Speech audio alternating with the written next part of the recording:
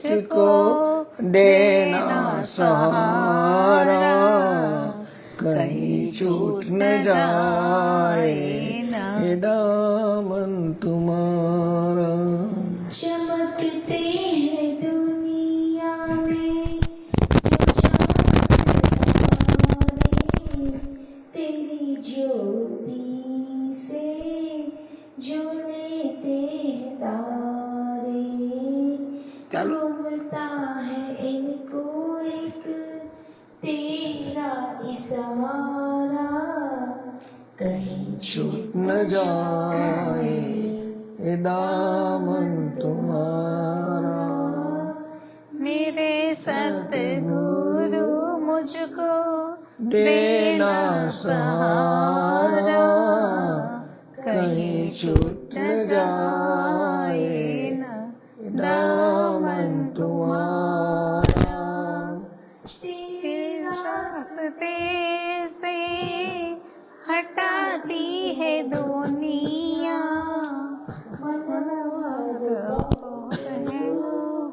दिखाती है दुनिया, देखो में दुनिया का झूठा इशारा, कहीं छूट न जाए ये दामन तुम्हारा। मेरे सतगुरु मुझको देना सहारा, कहीं छूट न जाए ये दामन तुम्हारा।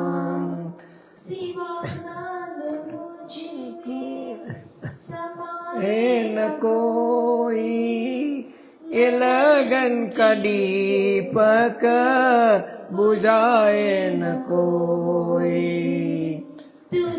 मेरी नई दुनिया तू ही सहारा, कहीं छूट न जाए ये दामन तुम्हारा। मेरे सतगुरु मुझको देना सहारा, कहीं छूट न जाए ये दामन तुम्हारा। जय गुरुदेव, जय गुरुदेव। जय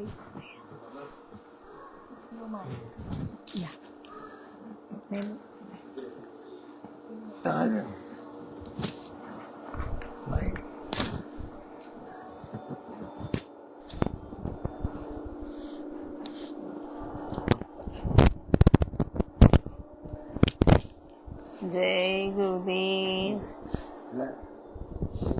जय गुरुदेव, जय गुरुदेव। गुरु जी के चरणों में मेरा कोटि कोटि प्रणाम। जय गुरुदेव, जय गुरुदेव, जय गुरुदेव। मुझे कल इतना बड़ा गुरु जी का, जय गुरुदेव, मुझे कल गुरु जी का बहुत बड़ा एहसास हुआ। कल हमारे यहाँ गुरु जी आने वाले थे। उसके पहले गुरु जी के पहले गुरु जी का पार्सल आने वाला था। तो गुरु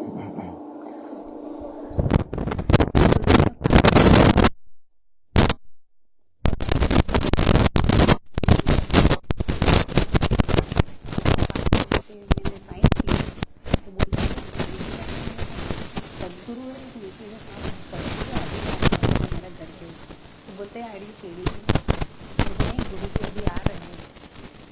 तो वो मुझसे बात करा। तो बाद में 5-7 मिनट में गुरु जी आए। तो उसने बताया मुझे कि मेरे यहाँ गुरु जी, मैं सुबह में जब उठता हूँ तो मैं गुरु जी का सत्संग सुनता हूँ। तो उसने ट्रक में जाके, उसकी वैन थी तो वो एसी की वैन है, तो अंदर जाके उसने उसका फ़ोन लेके आया और गुरुजी का पिक्चर मुझे दिखाया। मेरे को यह एक गुरुजी हमारे यहाँ आने वाले हैं। तो क्या अच्छा। तो मुझे अगले हफ्ते में जो चर्च में जाता था वो उसका नाम जॉन है। तो जॉन बोला कि मैं संडे को चर्च में गया था, तो वहाँ पे मुझे जस्ट किसी ने ऐसा सपने में आके बोला कि आपको सदगुरु का दर्शन होगा। मैं भी सदगुरु को ही मानता था, गुरु जी। तो वो बोला कि मुझे गुरुजी का दर्शन करना है। मैंने बोला कि आप 5 मिनट ठहर जाओ, अभी आ जाएगा। तो 2 मिनट में गुरुजी आ गए। तो वो तो गदगद हो गया उसने देखकर, और खासा 6 फीट का लंबा गोरा आदमी था। तो गुरुजी के पास आया, गुरुजी ने उसको प्रणाम किया, और गुरुजी जब उसको हाथ फैलाने लगे तो वो पूरा पसीने से गदगद हो गया, इतना गदगद हो गया। बाद में वो बोला कि मैं गुरुजी के साथ पिक्चर खिंचवाऊँ, तो उसने पिक्चर भी खिंचवाया। और वो गुरुजी को फॉलो करता है, वो यूट्यूब पे हर रोज उसका गुरुजी का सत्संग भी सुनता है, लेकिन हिंदी में सत्संग आता है तो उसका समझ में नहीं आता। तो जब वो सुनता है तो नीचे हेडलाइन में वो ट्रांसलेशन करके इंग्लिश में आता है, तो वो सुनता है। और वो 2020 से गुरुजी का सत्संग सुनता था, और उसको रियल में गुरुजी का उसको दर्शन हो गया। इतना भावुक हुआ कि बात मत पूछो। मुझे भी नहीं पता कि ये कहाँ से लोग आते हैं। ऐसा हुआ। जय गुरुदेव। जय। प्रणाम।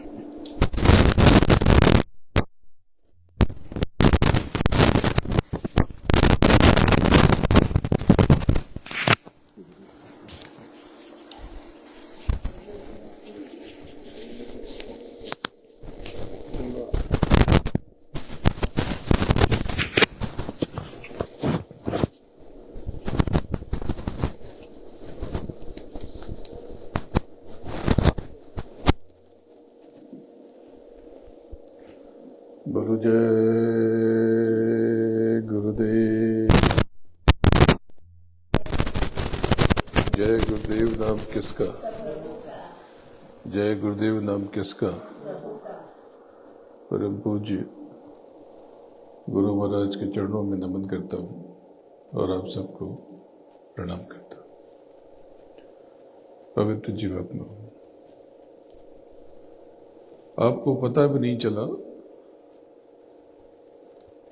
आपका जन्म हो गया और आप धीरे धीरे मृत्यु की तरफ बढ़ रहे हो। यह मृत्यु लोक मंडल है, यहां सबको मरना है, सबको फना होना है, यहां कुछ भी नहीं बचता। न ये जमीन बचती है, न ये आसमान, न ये चांद तारे सितारे, कुछ भी नहीं। जो भी जन्मा है, जो भी पैदा हुआ है, सबको मिटना है। तो बीच में ये जो आप भोगते हो, अच्छा और बुरा, ये क्या है? ये क्यों है? आज मैं थोड़ी सी बात, बहुत थोड़ी सी बात आपको बताना चाहता हूं कि आप चाहो तो आपका जीवन अद्भुत हो सकता है, विलक्षण हो सकता है, और आप चाहो तो आपका जीवन बुरा हो सकता है, खराब हो सकता है, बर्बाद हो सकता है। ये सब आपके कारण होता है। आप कहते हो जो भगवान चाहे, ये जो भगवान ने लिखा है सब भगवान की मर्जी से हो रहा, जैसे गुरु महाराज चाहते हैं, जैसे गुरु महाराज रखते हैं, मैं वैसे रहता हूं। ये सब अपने उल्टे कर्मों को छिपाने की आपकी जुगत है। कोई प्रभु या कोई परमात्मा या कोई परमेश्वर या कोई ईश्वर,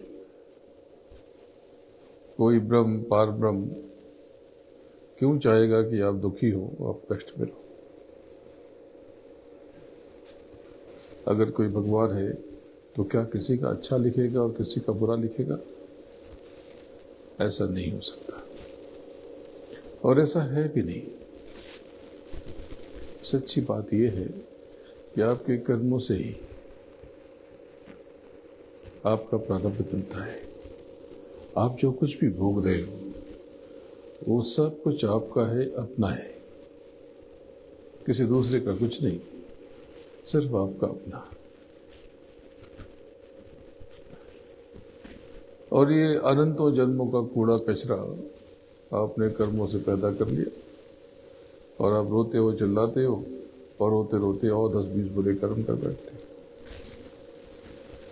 ये मानव तब मिला था कि आप अपना कुछ काम कर लेते, एक जन्म के बाद मृत्यु की तरफ बढ़ते हो और मरते हो, फिर से पैदा होते हो और फिर से मरते हो, फिर से पैदा होते हो और फिर मर जाते हो। अनंतों जन्मों से आप यही कर रहे हो। कब तक करोगे ये धांधली कब तक चलेगी? जब तक आप चलाओगे तब तक चलेगी। तो अब ऐसा करो प्रेमियों कि बहुत हो गया। आज मैं आपको बताता हूं कि आप जगत में रहते हुए, संसार में उत्तम जीवन जीते हुए आप अपना असली काम कर सकते हैं। और असली काम क्या है? असली काम यह है कि नाम की कमाई करके, शब्द की डोर थाम के धीरे धीरे अपने मालिक, अपने प्रभु या जो कुछ भी सत्य है, क्या है, उस सार को जान लेना और उसमें लीन विलीन हो जाना। ये रास्ता बहुत सच्चा है, इसमें न कोई छल न कोई कपट। आपको पता नहीं, आप एक जब से उतारे गए शब्द की डोर से, तब से मालिक भी आपके साथ ही है।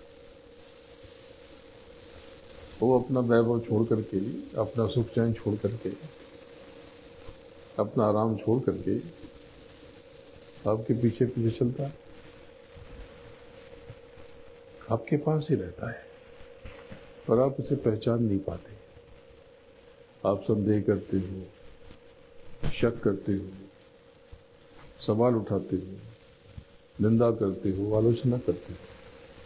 वो आपकी हर जहर तुझी बातों को, आपके हर तीर को झेलते हुए आपकी सेवा में लगे और आपको पता ही नहीं चलता। देखो प्रेमियों, गुरु मतलब गुरु महाराज। गुरु महाराज थे और गुरु महाराज हैं और गुरु महाराज रहेंगे। तो मेरी दृष्टि में जो सत्य हो मैंने बताया। मैं तो गुरु महाराज के चरणों की रज हूं और आप कहूं सेवक। तो इस सेवा करता हूं। इतनी दौड़ भाग किस लिए? क्या कोई मुझे आप खर्चा देते हो? क्या मुझे कोई तनख्वाह देते हो? बदले में कुछ आप क्या देते हो? बदले आप गालियां देते हो, अपमान करते हो, संदेह करते हो, और उसके बाद आपसे मैं क्या लेता हूं? आपका क्रोध लेता हूं, आपकी जलन, आपकी कुड़न, आपकी ईर्ष्या, आपके उल्टे कर्म। बदले में और क्या लेता हूं? आप क्या देते हो? भाई मैं क्यों इतनी दूर दौड़कर भागकर आपके पीछे पड़ा हूं? क्यों जगाने की कोशिश करता हूं? तो इसका उत्तर आपको तब तक नहीं मिलेगा जब तक आप अपना बोध न कर लोगे।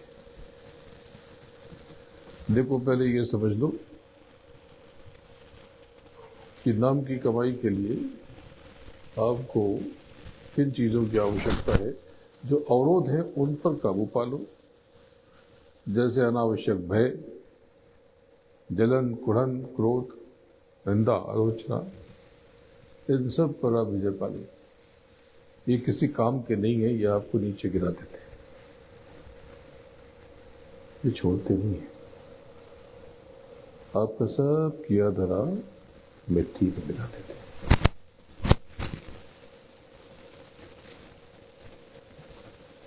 एक बात समझ लो, जब आप ये सब अवरोधों से खुद को निर्मुक्त कर लोगे, मुक्त कर लोगे, स्वाधीन कर लोगे, तो आपके भीतर बड़ा परिवर्तन आ जाएगा। अभी तो आप अपने घर, अपने निजाम के बारे में सोच भी नहीं पाते। मरने के बाद क्या होगा ये जानने की कोशिश आपकी है ही नहीं। आप तो यही समझते हो, यही कहते हो कि मरने के बाद भगवान के पास जाएंगे। भगवान के पास जाओगे? ऐसा बिल्कुल भी नहीं होने वाला। यदि आपको भगवान मिलेगा, प्रभु की प्राप्ति होगी, तो जीते जी होगी। मरने के बाद आपको कुछ भी नहीं मिलेगा, कुछ भी हासिल नहीं होगा। जो कुछ भी आपको मिलेगा, जीते जी विश्वासों की पूंजी आप व्यर्थ की चीजों में खत्म कर दोगे तो खाली हाथ रह जाओगे। कल का दिन आपने बिता दिया, परसों का भी दिन बिता दिया, क्या किया सुबह से शाम तक? तो आप कहते हो कि हम तो बैठते हैं, प्रयास करते हैं, लेकिन साधन भजन बनता नहीं है। बनता इसलिए नहीं कि आप दिन रात संसार का चिंतन करते हो, अच्छा और बुरा, उल्टा और सीधा, केवल संसार के बारे में ही सोचते रहते हो। जब जगत के बारे में सोचोगे तो मालिक को कैसे पाओगे? यहां तो जो जैसा है वैसा है। एक विश्वास रखो कि तू जिलाए तो जी, हमारी तो बता, जैसे तू रखे वैसे मंजूर। ऐ खुदा, हर फैसला तेरा मुझे मंजूर है। सहज रहो, सरल रहो। किसी की बातों का बुरा मान जाते हो। कोई कुछ कह देता है तो गांठ बांध देते, तो बदले में वो कह देता है तो वो भी गांठ बांध लेता है, फिर आप फिर गांठ बांध देते। अरे कोई तो रोक टोक हो जाए, कहीं तो रुकावट हो, कोई तो ब्रेक लगाए। इन्हीं सब में फंसे रहते। हर बरस आप मृत्यु के निकट जाते हो और मनाते हो जन्मदिन। सोचा कभी? जो आप जन्मदिन मनाते हो वो मृत्यु के नजदीक चले गए। आपको तो अफसोस करना चाहिए कि मैंने एक बरस और व्यर्थ कर दिया, बेकार कर दिया। लेकिन आप उससे बना सकते हो धन की कमाई करते करते कि मैंने एक बरस और काम में लगा दिया, एक बरस और मालिक का काम कर लिया, अपना असली काम कर लिया। मालिक को पाने के लिए, प्रभु की प्राप्ति के लिए किसी झमेले की जरूरत नहीं। सहज रहो, सरल रहो, दिन रात उसको सिमरते रहो। जगत की बातों को सुनो, दो कान है, एक से सुन, किसी से निकल, और उस मालिक में खोए रहो, उसी में रमे रहो।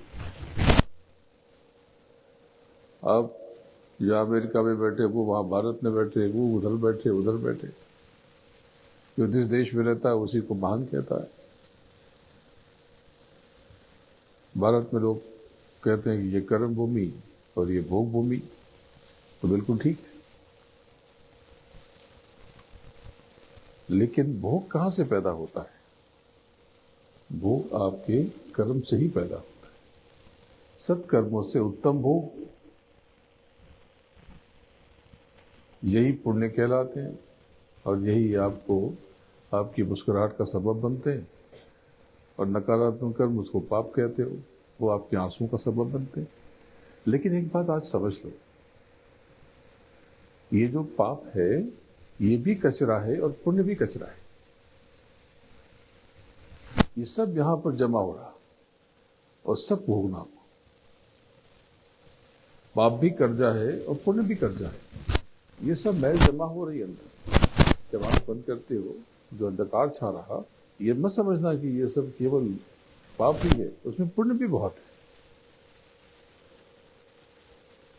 पुण्य भी बहुत है।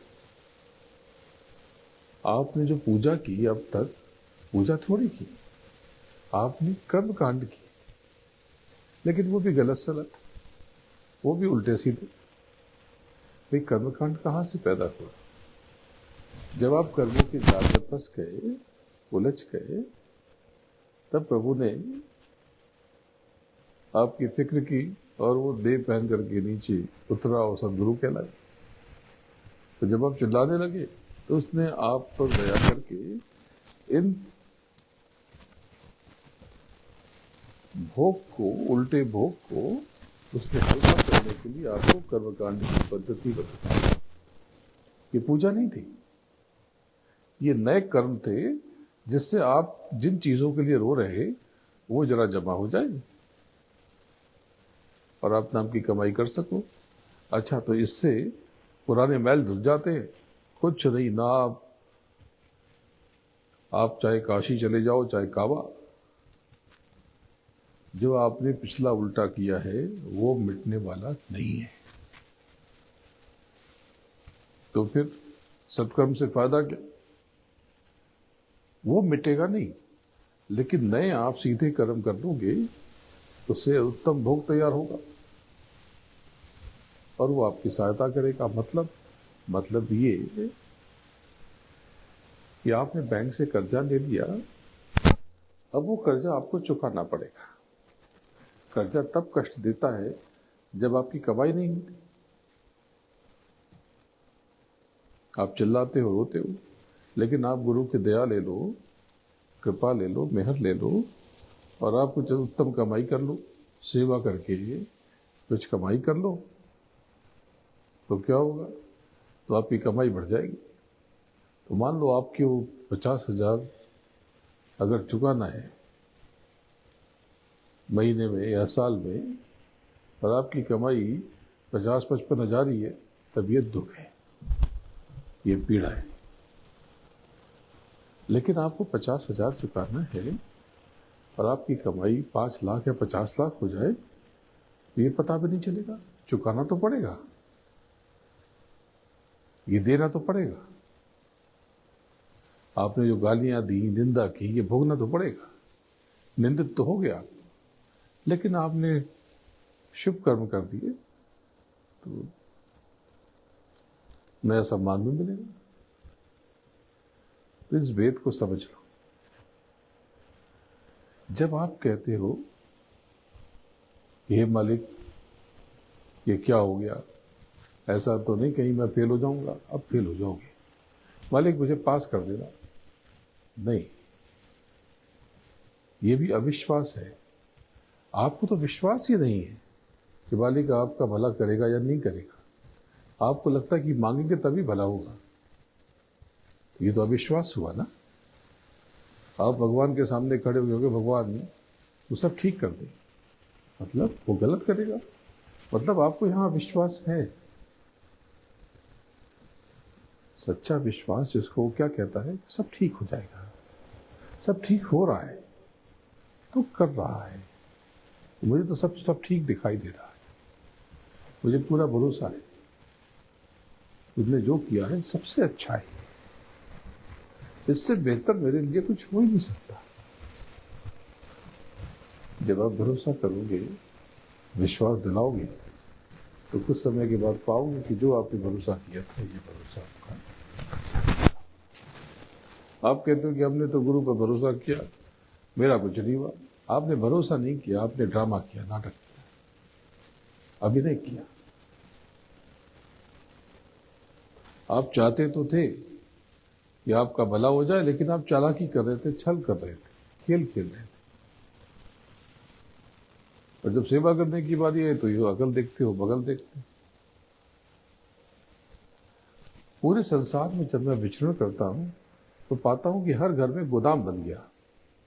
इतनी आपने खरीदारी कर ली, लेकिन बदले में कहा जाए कि बच्चे सेवा कर लो, ये तुम्हारे खाते में जमा हो जाएगा, तो अजीब लगता है। तो मैं इस पचड़े में आपको न फंसाता हूं न पढ़ता हूं, तो मैं आपसे इसलिए कुछ मांगता ही नहीं। आपका खाता खोलने के लिए ही महापुरुष आपसे कुछ लेते। मैं तो सेवक हूं आप, तो मैं आपसे कुछ लेता ही नहीं। जो चवन्नी अठन्नी आप देते हैं तो उससे 1000 लाख गुना ज्यादा तो खर्च हो जाता है। अब स्वयं विचार करो। तो मुझे तो आपसे कुछ भी नहीं चाहिए। अगर देना चाहते हो तो अपनी ये उल्टे कर्म, उल्टी दिशा सब दे दो मुझे,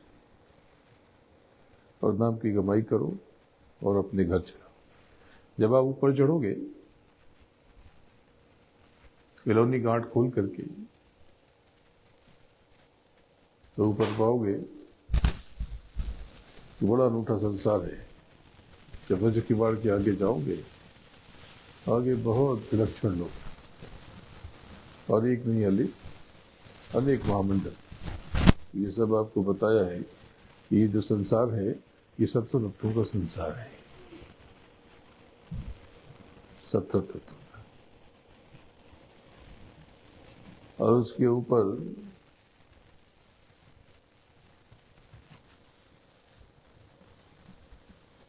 जब चलते चले जाओगे तो नीचे बहुत से लोग, बहुत से महामंडल, इधर स्वर्ग है, इधर धर्मराज का लोक है, परियों का लोक है, इंद्र का दरबार है, ढेरों अनेकों लोग, किन्नरों का लोक है, भुजंग का लोक है, यक्ष का लोक है, यक्ष का लोक है, रक्ष का लोक है,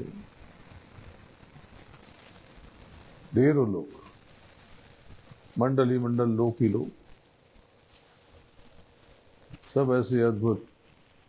प्रेमियों, आप जीते जी उन सब का दर्शन कर सकते हो जिनकी आपने उपासना की। अगर दर्शन न हो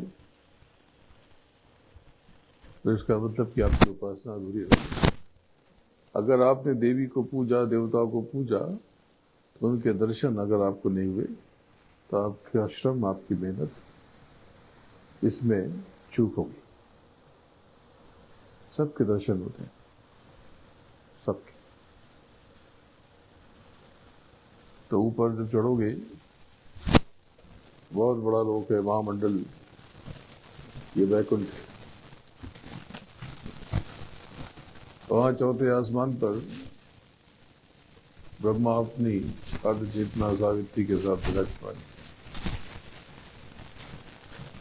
चतुर्मुखी ब्रह्मा, ऐसी शीतलता, ऐसी शांति, ऐसा आनंद, ये जो सूरतें वहां पहुंचती हैं, हतप्रभ हो जाती हैं, और उन्हीं में खो जाती हैं, और खो के सब ब्रह्मा हो जाती,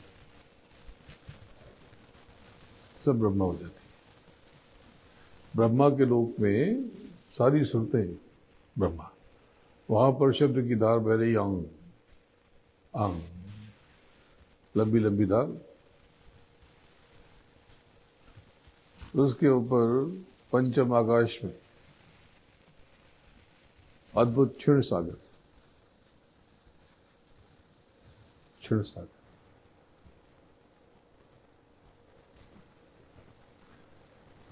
उस क्षीण सागर में जब आप प्रविष्ट होते हो तो बहुत बड़ा चक्र दर्शन है,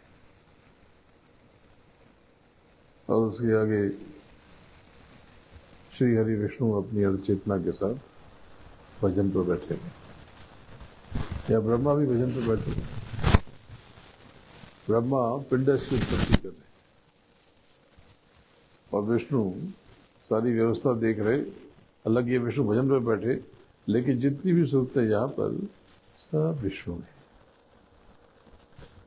सब विष्णु।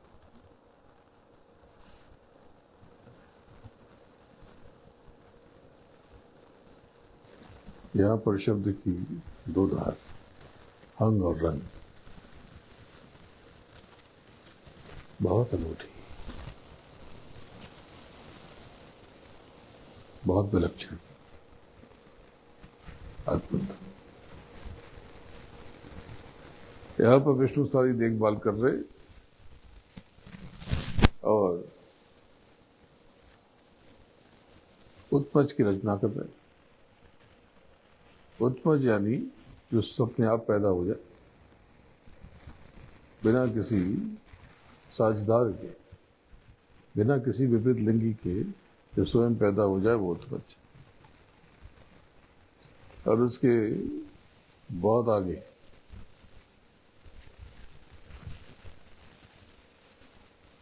छठे आसमान में देवों के देव महादेव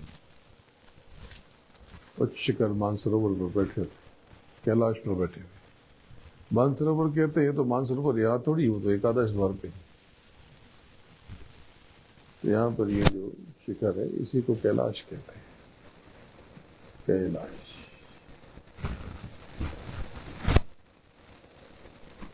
ऐसा विलक्षण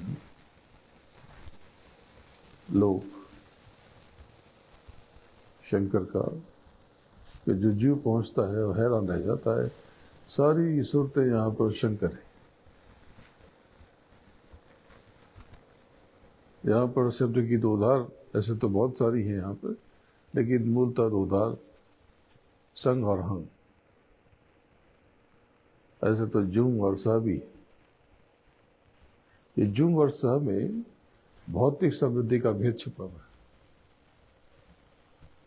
और संग हंग इसमें तो बहुत अपार दिव्यता है। तो शंकर अपनी अर्चेतना गौरी के साथ ऊपर वहां पर विराजमान है।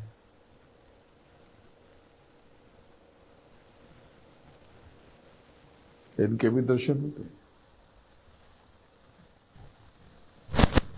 हमारे महायज्ञ में ये सारी शक्तियां आती हैं और दर्शन दीदार आपको दर्शन देती हैं, आपका दर्शन करती।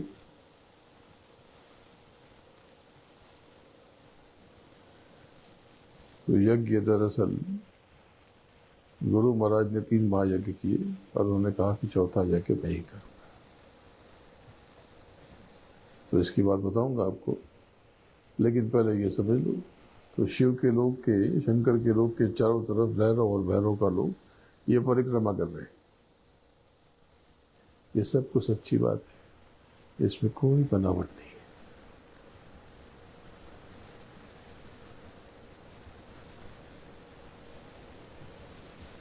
यहाँ पर शंकर स्थावर की रचना कर रहे और जो पुरानी देह है उसकी सफाई कर रहे।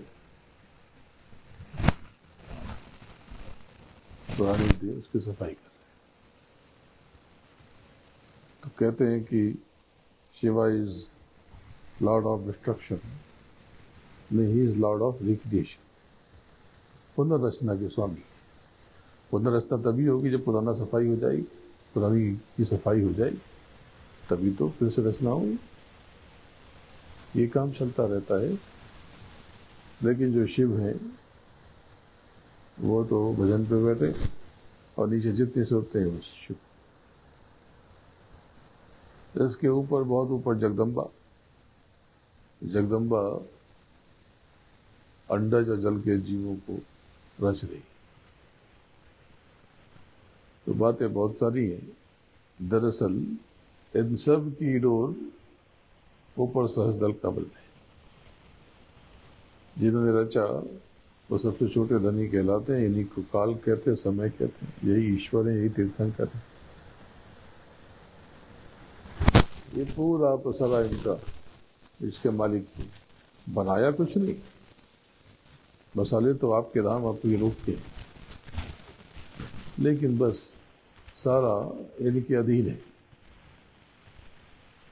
इन्होंने कर्मों का विधान 1 लाख श्लोक में बना दिया और स्वतः स्फूर्त संकुचन से हम बीज प्रकट किया और उससे शक्ति, सती, 3 गुण, 4 अंतःकरण, ये सब प्रकट किया। पंचमहाभूत और उसके आदेश पे आद्या मां शक्ति ने ब्रह्मा विष्णु महेश को प्रकट किया और उनको 10,000 सालों तक तपस्या करवाई।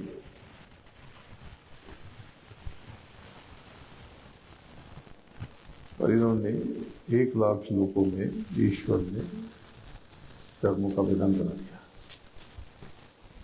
अच्छे का पद अच्छा, बुरे का पद बुरा। ईश्वर के आदेश पे माता रानी यानी जगदम्बा ने बैराट के साथ 9 करोड़ दुर्गा और 10 करोड़ शंकर और 33 करोड़ पदों का सृजन किया। ईश्वर ने पूरी रचना की और बहुत होशियारी से, काल पुरुष बहुत चालाकी से पूरी व्यवस्था से खुद को अलग कर गए। यानी उसको, उन्होंने स्वयं को इस पूरी व्यवस्था से पृथक कर दिया। और नीचे जो है वो सब उनके कर्मचारी, और मालिक अलग हो गया। तो अब कर्मचारी हो गए क्रूर, क्योंकि जो भी उनको व्यवस्था दी गई व्यवस्था को टूटने न पाए, और निर्णय लेने का इनको अधिकार नहीं। जो तय हो गया बस वो तय हो गया। जैसे किसी की दुकान में मालिक ने तय कर दिया कि इसको 5 का बेचना, इसको 50 का बेचना, लेकिन जब मालिक के जानने वाला आता है तो मालिक 10-20% का डिस्काउंट दे देता है, छूट दे देता है, लेकिन उनके आदमियों को अधिकार नहीं होता। तो मालिक यहां पर दुकान पे है नहीं, मालिक ने स्वयं को अलग कर लिया, और सती के शक्ति के पहले जो शक्ति प्रकट हुई थी सती, उनके घेरे में वो मालिक यानी धनी यानी काल पुरुष अपने लोक के उच्चतम शिखर पर बैठ गए। वो शिखर है वही अयोध्या है।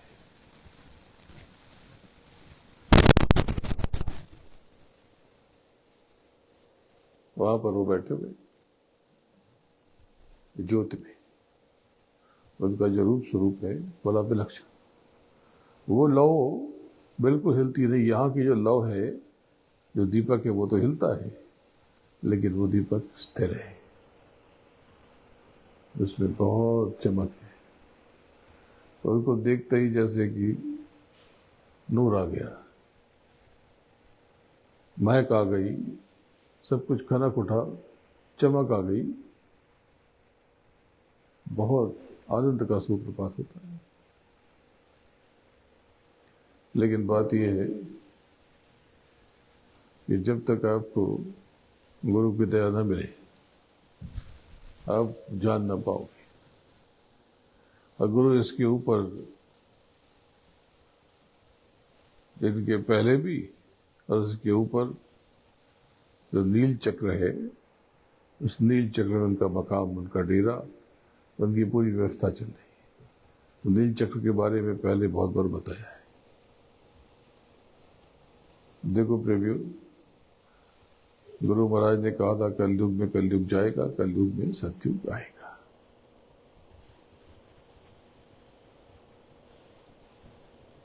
तीन महायज्ञ किए उन्होंने और कहा चौथा यज्ञ मैं करूंगा। तो चौथे यज्ञ की तैयारी गुरु महाराज तब से कर रहे, और गुरु महाराज आएंगे, चौथा यज्ञ कराएंगे। पूरा विश्वास रखना, यकीन रखना, छल में बताना। और ये मत समझ लो कि गुरु महाराज कोई चिट्ठी डाल के, गुरु महाराज तो हैं, कोई चिट्ठी दे करके आपको बताएंगे नहीं, वह सब कुछ आपको बता दिया। और वो कहीं गए नहीं, आपके पास ही आसपास है, आप देख नहीं पाते, ये आपकी भूल है, आपकी कमी है।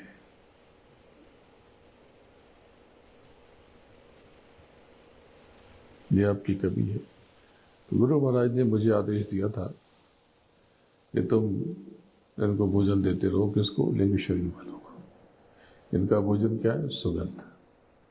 तब से हर बरस साकेत महायज्ञ का आयोजन हो रहा बहुत लंबे समय से। इस बरस का यज्ञ 6 दिसंबर से 15 दिसंबर के मध्य महाराष्ट्र की मुंबई की नवी मुंबई में होने जा रहा। ये यज्ञ पिछले यज्ञ से भी विलक्षण होगा। ऐसे अनुभव होंगे, आप चकित रह जाओगे। मैं आप सबसे गुजारिश करता हूं, निवेदन करता हूं, प्रार्थना करता हूं कि आप सब इस महायज्ञ में जरूर आए और आकर के यहाँ पे फालतू की बातें ना करें।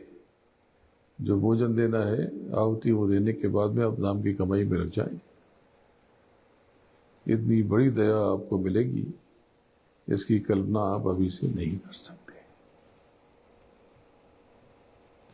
और जो लोग ना आ पाए वो अपनी आहुति भिजवा दें, उनकी आहुति मैं डाल दूंगा, लेकिन पूर्ण दया के लिए आपको वहां पर उपस्थित होना ही पड़ेगा। कोई भी काम हो वो छोड़ के आ जाओ। अगर आप आओगे तो ध्यान रखना आपका कोई नुकसान नहीं होगा। जो क्षणिक नुकसान आपको महसूस हो रहा है या होगा, उससे कई गुने ज्यादा की भरपाई मैं कर दूंगा, कई गुने ज्यादा की भरपाई समय पर आपको लौटा दूंगा ब्याज के साथ। तो आप अभी से तैयारी में लग जाओ। अब ये सितंबर महीना चल रहा, अभी इसमें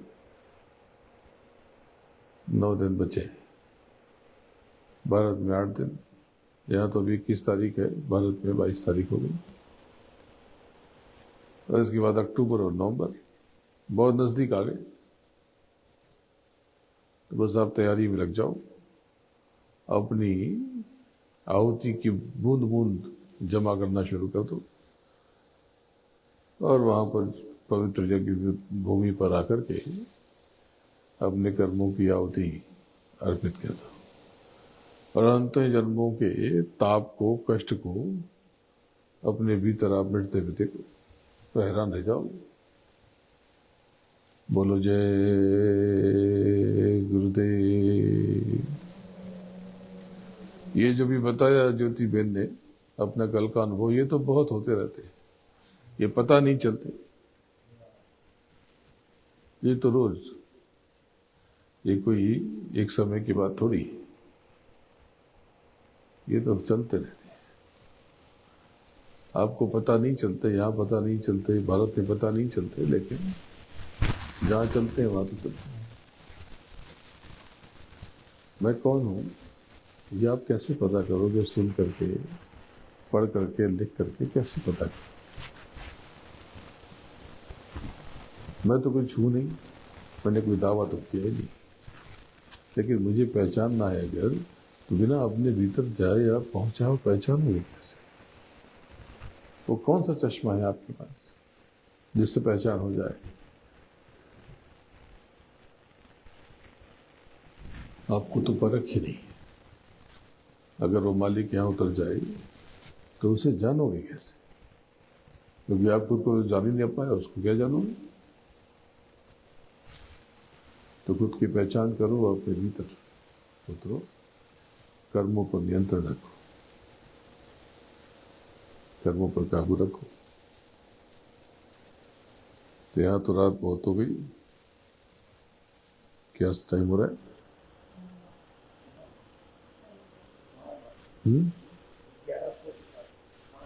यहाँ 12:15 बजने वाली है रात की, तो समय बहुत हो गया। चलो कोई बात नहीं, तो आगे अवसर मिलेगा तो कुछ और सुना। बोलो जय गुरुदेव। जय गुरुदेव नाम किसका? जय गुरुदेव नाम किसका? गुरु महाराज के चरणों में बारंबार नमन करता हूँ और आप सबको प्रणाम करता हूँ। जय गुरुदेव।